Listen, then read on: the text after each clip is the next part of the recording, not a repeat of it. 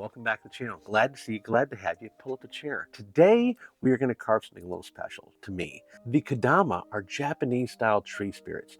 Every culture has their own traditions, and whereas there's elves and there's leprechauns and there's all kinds of things in Europe, in Japan, they have the Kodama, which are a style of tree spirits, right? And the way they're represented in Studio Ghibli movies is like a special place in my heart for them because I grew up watching Studio Ghibli movies, and they're represented in one movie in particular called Princess Mononoke, and they're represented like these little figures here, right? Little Japanese tree spirits, and in the movie they look like this, right? They're cute, they're fun, they're whimsical, and we're going to carve some today out of 2.5-inch pieces of basswood. Specifically, we're going to carve one like this guy right here. We're going to carve one that's sitting kind of forward with his arms crossed in front of him and sitting on his butt. And we'll give him a little bit of a butt right there in the back because why not?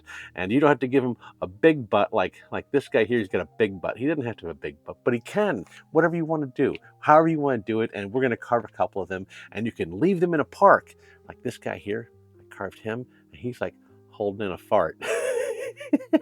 How fun is that? At any rate, like I said, we're going to carve one, carve two, carve 20, and leave them in a park, leave them in a golf course, leave them wherever you want to, hidden on a hiking trail or whatever, and they're little cute, fun little things, easy to do, knife only, and we're going to go ahead and do that right now. So, little Kodama style tree spirits. We've got several varieties, but the guy we're going to try to carve today is this guy right here, right? We're going to do it with the feet going straight forward, the arms going straight down. It's a simple design, not anything complex, but I'm going to have pictures of all of them up on the community tab of the YouTube channel. So if you want to carve one of the other ones, you want to look for an example, the pictures of these guys will all be there individually. I'm also going to have them on Instagram and Facebook, so you can definitely find those there if you want to. For our carving today, we're going to carve this on a 2.5-inch block, 1 inch by 1 inch. Some of these guys, these three here, are all carved on a 2-inch block. These two gentlemen are carved on a 2.5-inch block, and these are the style that we're going to do today. And then this guy here is on a 4-inch block. So if you're looking to carve one of the other ones, those are the measurements: 2 inches, 4 inches, 2.5 inches. We're going to carve the 2.5-inch guy today. And what we're going to do is we're going to measure down 1 inch. And this is going to be the only mark we're going to need to start. And we're just going to transfer that mark all the way around our carving. Front, back, left, and right. I'm going to use a rough out knife today. So I mentioned that I was using a detail knife on this big stuff. I'm going to show you that it doesn't matter. Like, this is a 2.25-inch blade. So a really big blade on a rough out knife. And even if I just use this large blade, I can still do this carving. I'm just going to be using it differently. Because if I've got a large blade like this, the detail knives that I have, like the tip of this detail knife and the tip of this rough out knife are the same shape. So this rough out knife is just a detail knife from this point up. And so I can do detail work by holding it like this and then carving small things, and then go right back to doing rough out work with the knife being held like this. It lends itself to rough out work, but just because it does lend itself to rough out work, being such a large blade, doesn't mean it's the only thing that it can be used for. And so we're going to just illustrate that today by using it to do this smaller carving. And you can use any knife you want to. If you've got a detail knife, use that. If you don't, I'm going to show you how you can do this. So to start with, what I'm going to do is I'm going to take off these hard edges all the way around from about the midway point and just take off not even a 1/4 inch on each corner, just real quick, all the way around. And now I'm going to start doing V-cuts all along that line. So I pop things out on each corner.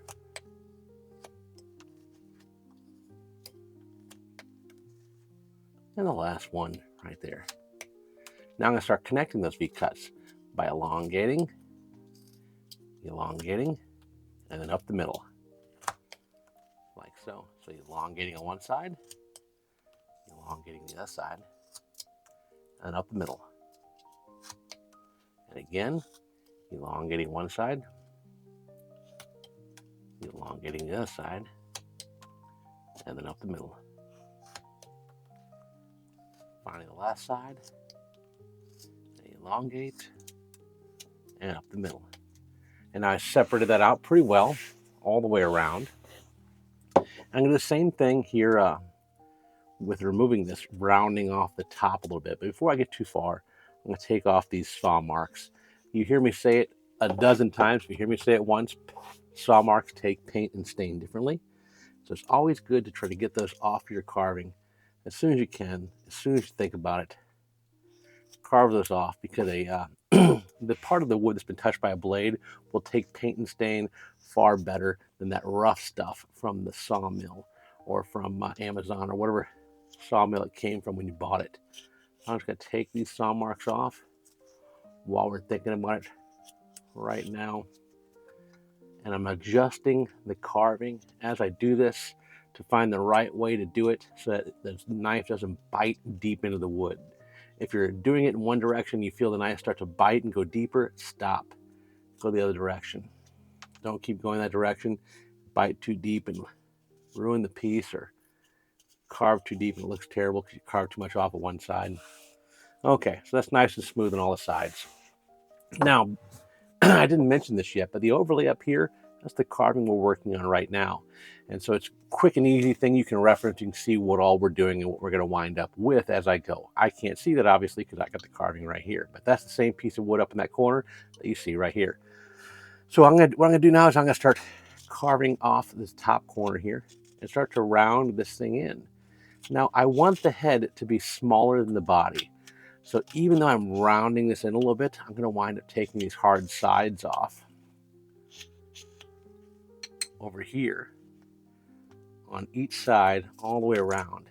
Do not force off more than you feel like you can do comfortably when you do this. It is easy to take off too much and lose control of the knife. So maintain control of the knife while you do this. What I'm doing is I'm going to call this a pivot cut, right? The knife blade is going to go into the thumb, and I'm going to put the knife here, and then I'm going to work like a lever on that thumb and bring that knife blade around. You follow? So I can get more wood off that way on these types of cuts. When I go in this corner here, on that thumb, putting it into the wood, and then levering that around. Okay? That means I'm not shoving the knife through. I'm not throwing it through and risking damaging myself or anything like that. I'm not losing control of the knife and just levering it through there and getting a lot of good momentum there. So taking off a good chunk of wood all the way around this to thin out this top shaft here. Okay, just keep doing that for a little bit, and that's probably a better shape. So this is gonna be a tall head. It's gonna be smaller than the body, and we got a good start on that. You can see we've got yeah, good progress. Now what we're gonna do is we're gonna go back around and we're gonna set in this head again. So I'm gonna V-cut here on each of the corners again, and then we'll connect it again. And right here, right there, and right there.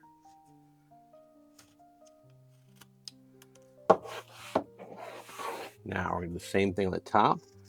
Start to round off that harder edge.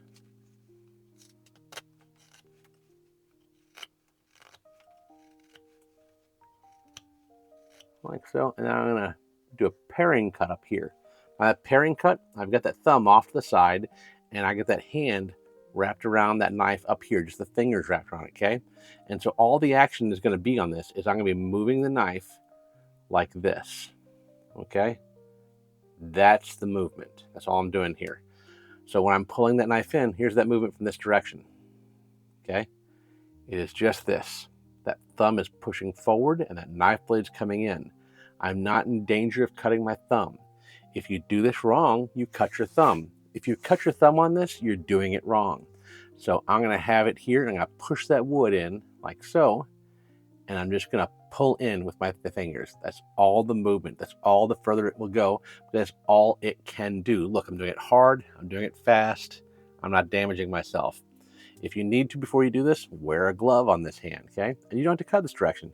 You can do a push cut here, okay? You can do a push cut right across the top of this and cut all that stuff off. I like the paring cut. I like to teach people a paring cut because you can get a lot more wood off more easily like this. And again, it's just this action right here. Fingers coming in, and I'm pushing with this thumb as I do it. You follow? If you get good at this cut, adept at doing it without injuring yourself, you can get a lot done. You notice I'm getting closer and closer to that thumb, but still, even then, it's just this, pulling the fingers into the palm. I am not pushing the thumb up. If you keep track of that thumb and you practice that, you can get good at that cut, and that cut gives you a lot of leverage for cutting across end grain, and end grain can be a very difficult spot to cut. So it's good to keep in mind, good to think about, good to work on. All right, now we want to round off this head here. So we're going to work on that a little bit. I'm just going to go around here and take these hard corners off of the bottom of this head and just start working on this. Now, work on this as you go on your own carving. It's going to be different. We're going to be a little bit eclectic, right? We want to have a vaguely oval shaped head, but these little guys, if you see them from the movies, I'll throw some pictures up here. They are eclectic at the very least. They are all different shapes. They're different sizes. They're going to be different poses. So if you want to have one that's got an oblong shaped head, let's say you accidentally take off too much on one side. You're like, oh no, what happened? Did I ruin it? No, your guy simply has a different personality. He's got a little different face shape than the other ones, and there's nothing wrong with that in any way, shape, or form. That's just fine. No one will ever know that you didn't intend it to be that way if you don't tell them. And I certainly won't either. So I'm still just chipping away to make that more ovular, is that the word? More oval-like in shape. And that's fairly good. That top corner is a little bit too hard. So let's a little bit more that pairing. Cut like so. That's better. Yeah, I like that. So we got a vaguely ovular shape. If you want to, you can make this head look a little bit tighter, like it's popping off of here, right? We're carving up this base here and into that line. Well, if we carve it up to that and then it comes out like so, we got a nice little pivot. But if we really steepen it right here and bring it in farther, okay? Kind of like a hill as you start to crest it. That angle changes from going vertical to going in more and in deeper before it comes back out. So when I'm carving this, I'm not just carving up the side here anymore.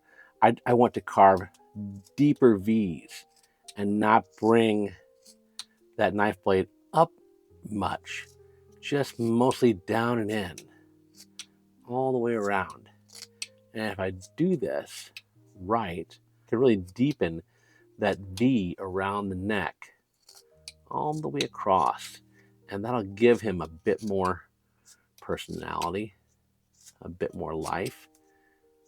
It'll set him apart. He will look like that head is a separate piece. You see what I'm talking about now? See how it's just undercut just a bit all the way around. It looks like the second ball sitting on top. They could just like twist it and it would come off, but it's one solid piece of wood. And so that's just because we do that really sharp V here. And we just kind of do it a few times. Back and forth in there to get that. And it works out pretty well, like so. Okay, so now we're going to take off these hard corners on the bottom. We did most of that on the top. 2 passes is probably good. Just like so. And the last corner, like so. So at this point, you got to pick where you want the front of your carving to be. So let's just pick this side right here. It's going to be the front of our carving. So it means our face is going to be on this side. So find the side you want your face on. And we're going to start to carve from the middle up, okay? We want to bring these front shoulders in till they're just under the chin. And let me show you what that looks like here momentarily. So I'm bringing those shoulders in till they're just under the chin. You see right there? Just underneath there, so the face and the top of that chest are almost even, okay? Now I'm gonna round that hard edge right there off just a bit, like so. All right. Now from there, what we're going to do is we're going to create a V that comes down from either side of the head to about 2/3 of the way down. So from either side of the head to about 2/3 of the way down. So 2/3 of the way down from the bottom of the neck to the bottom of the carving, 2/3 of the way is that point right there. From there to each side of the head. And that big long V is what we're creating. Now, the line is going to continue down here too, because this is where the hands are going to go. That's where the arms are going to go. So from that bottom point, we're going to come to the outer part of the shoulder. From this bottom point right here to the outer part of the shoulder, like so. And those are our arms. That's what they're going to be looking like from the front. So to cut these in, we're going to start by turning this upside down. Now, when it comes to stop cuts, most of the time you're coming straight in. We're not going to come straight in, and we're not going to come in at a 90. We're going to come in at 45. So a 90 degree is flat against the wood. Coming straight in is coming straight in at 0 degrees. This is 90 degrees. 45 is about halfway between the two. I'm going to put that tip right there at the top of that V. Okay. And I'm going to dig it in, and I'm going to make sure the rest of the blade is in line with that line. So as I dig this in, I want the back of the blade to be coming out at the top of the shoulders. And so I got that sunk in pretty well. And you can see the back of the blade is coming out about the top of the shoulders. I could go a little bit deeper, all the way back here to the back, and rotate that a bit more, like so. That's what I'm doing. And I failed at that already. I went straight in. I told you to go at an angle. So I'm going to fix that, okay? So on this side here, I'm going to do it at the angle like I told you, at a 45-degree angle. Like this right there, okay? 45-degree angle. Now, why a 45-degree angle? Because then it rounds your arms for you before you even start. So what I'm going to do is I'm going to carve up and in, following that line with the tip of the knife, right like this, right up and in there to pop that out. And it didn't all the way pop up. There we go. So you can see one side's 45, the other side's not. So I'm going to 45 this one here on my own after the fact. And I'll chip a little bit more of that out. Spend a little time cleaning up that cut here. Make it look as good as you want to.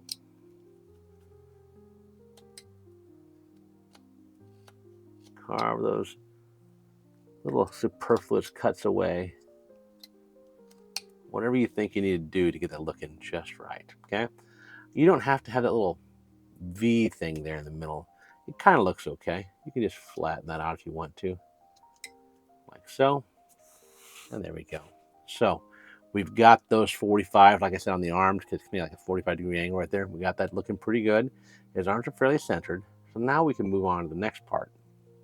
What we want to do is here on the side, we're going to come in and put a big V cut right here, okay? Because we know where our arms are going to be here. And our legs are going to be coming straight out from the back, right? And they're going to come right up to here. Same thing on this side. They're going to come straight back, right up to there. So that means we got a big section of wood right here that needs to come out. So how are we going to do that? From this foot, we're going to 45-degree angle right in here on the side. Rock that blade in. I'm going to show it to you here, right? That's where we're at. That's where we're at. I'm going to do the same 45-degree angle here, coming in from the top along that arm right here, okay? I'm just going to rock it nice and gently. I'm not pushing real hard, just nice and gently.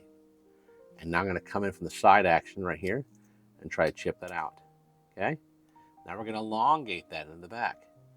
So I'm going to come in again, just further back, right here, 45, from the top, and then try to carve that out a little bit deeper, okay? Moving our way back, making our way downtown. I don't know why that popped in my head. So I'm just going to keep working that back and working that down.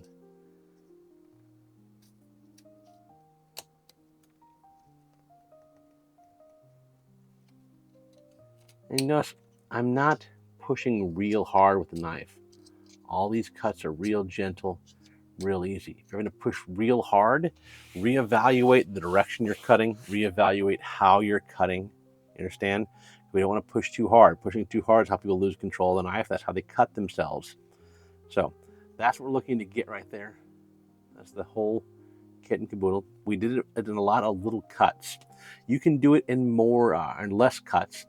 You can just push in harder from out here and rock that knife back here and try to do it all in one big go. But you don't have to do that. There's no reason for it. If I was going to do it in one big go, I might step back here farther. No, I didn't get it all out in one go. See? Even when I'm trying to, I can't. Because it's a difficult cut to do in one big go. There's no reason to do it in one big cut.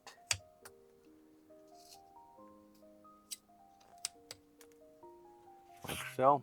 So I've made that arm a little bit thinner on that side. Let me go ahead and make this arm thinner to match. That's what I was talking about too. You can make a mistake. These guys have whimsical little bodies. You can adjust things however you want to. Make them look however you want to. Nothing wrong with that at all. Okay. So right down the front, we're going to split those arms like so. And then we're going to split those feet from the arms. Little V cuts. You follow? Now right here on top of that foot, a 45-degree angle in. Take that out. Do the same thing on the other side. 45 in and take that out. And then I'm going to undercut the bottom. That puts a little shadow on there when he's sitting down. So now there's a little bit more separation underneath that feet when he's sitting there. It's going to look a little bit better because of that. We do the same thing between the hands. Like so. Round off those hard edges. Every chance we get. All right. We've made really good progress. We can curve off those hard outside edges here in the arms. All right. And now that we've done that, we can start to set in the backside of these arms. We haven't done that yet. So the backside of these arms is going to be right here. From the top of that foot, we're going to 45-degree angle in and just the width of what we want our shoulder to be. If you want to draw this out first, you can. The same width from the arm back there, right up to about there. Okay? So I'm going to push this knife blade in. I'm going to let the back of the knife blade come out where I ended that line. Just like so. Okay? And then from the tip here, I'm going to carve down and in. Just like so. Right? And now I'm going to come in from the bottom and chip that out. Like so. Same thing on the other side. I'm going to come over here and I'm going to mark about equal distance back to where I want that armpit to end, which is just about what? A quarter of an inch, maybe a little bit more from the top of the shoulder to right there. And now I'm going to come in at a 45-degree angle. Rock that in. Letting the bottom of the knife come out right where the end of that line is right there. Okay? Come in from the bottom. I can relief cut this first if I want to, like that. And then try to carve in and down to it, okay? Nice and gentle. And just snipped right out.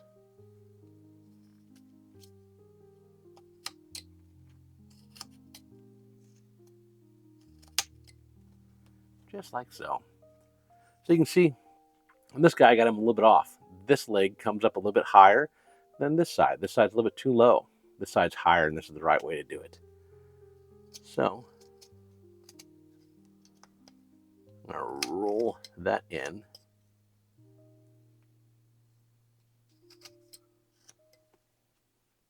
Bring those hips in a little bit. Over here, I'm going to do the same thing. I come down.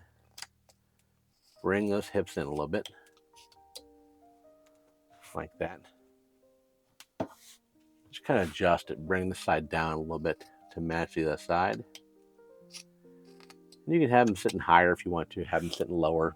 Because that side's sitting lower, I'm going to make this guy sit lower on this side as well. And just adjust it however you want to make him look more even. Better. Getting closer.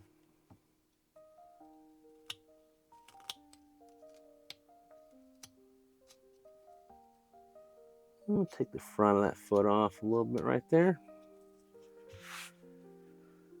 And bring those hips in a bit more on this side here. Okay.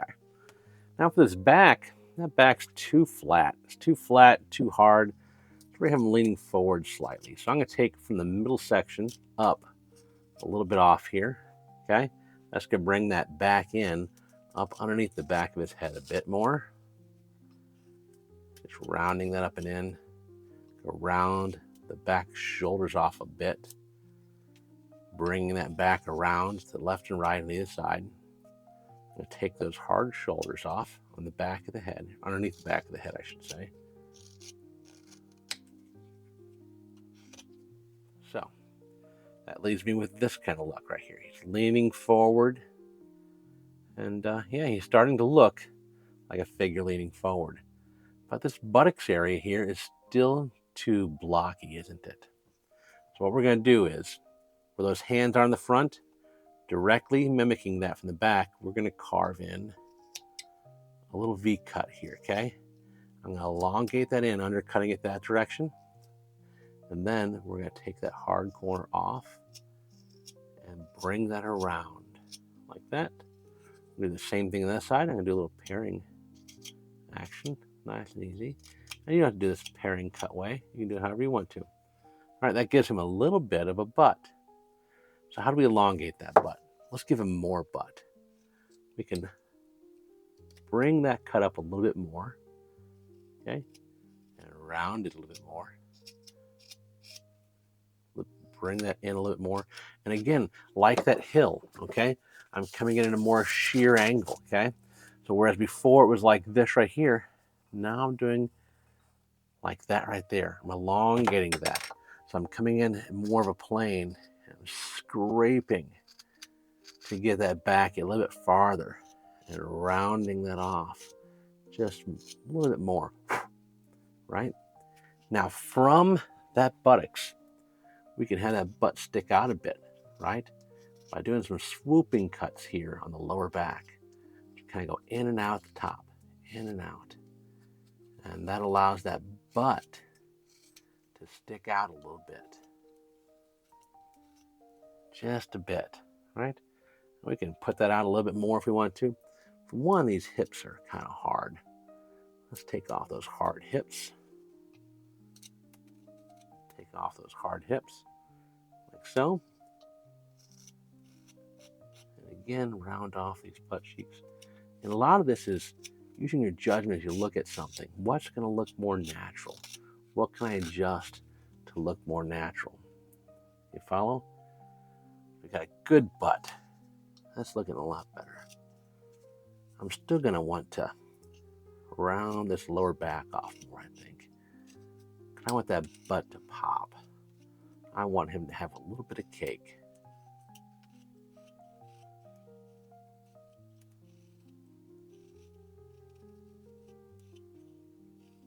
Just a bit more.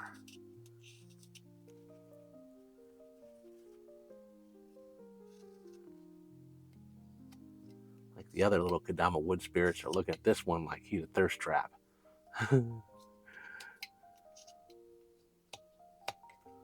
Okay. So he's got a good little tuchus, right? And he's sitting facing forward. Hands between his legs. Looking nice and goofy. There's nothing complicated about this carving, right? Now, for the eyes, there's several things we can do here.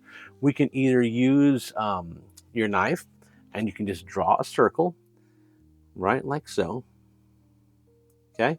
And we can cut the inside out. The other option is you can use a dockyard tool to do different sizes if you've got dockyard tools. So I'm going to show you a couple different ways. I'm going to show you with a knife. I'm going to show you how to do this with a dockyard tool if you have those. Okay, so first is with a knife. Now, when it comes to these, you're going to do 3 circles, or you can do a little half smile. I believe I did like a half smile on this guy here, and then we got circles for the eyes. But you can see some of these have different size ones, you know, like little tiny ones. And you don't have to carve these in. You can just paint these on and just do 3 black dots of different sizes. Okay, and they don't have to be symmetrical. They don't have to be even.